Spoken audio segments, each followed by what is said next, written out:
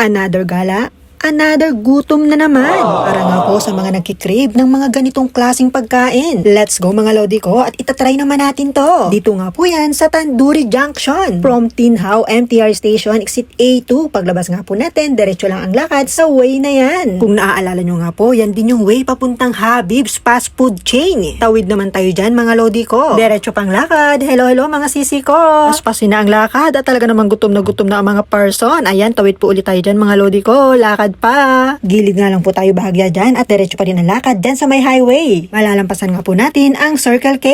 Banda nga po dyan, kakaliwa tayo at bubungad sa atin ang Tandoori Junction. Fine Indian Cuisine. Welcome! Let's go! Thank you so much mga lodi sa pagsama. Tara at mag-order na tayo. Iba't ibang klaseng sauce pero ang bet ko dyan yung barbecue. Napakasarap. Panalo sa lasa. Dito nga po sa Tandoori Junction ay certified halal. Meron nga po silang dalawang branch dito sa Hong Kong. Ilalagay ko sa comment section. 11 AM bukas na ang restaurant hanggang 11 PM. Kung gusto nyo nga po itry ang ganitong klaseng mga pagkain, aba ay gora na kayo dito. Isama ang barkada para mas masaya. Meron nga din sila ditong live musical performance.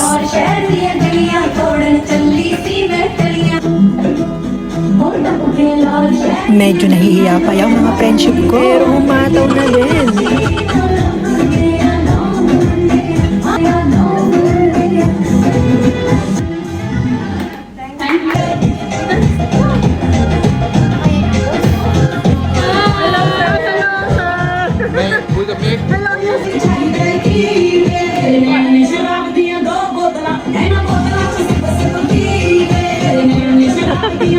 Katapos nga namin mag-enjoy at arinangat inihayi na ang napakasarap nilang biryani. Yan nga pong biryani ay good for 2 persons na. 128 Hong Kong dollars nga po yung chicken at yung hipo naman 148 Hong Kong dollars. Personally talaga gustong gusto ko na yung biryani nila. Try nyo na din po. Thank you so much mga lodi ko sa panonood ng ating mini vlog. God bless us all. Ingat lagi. Bye!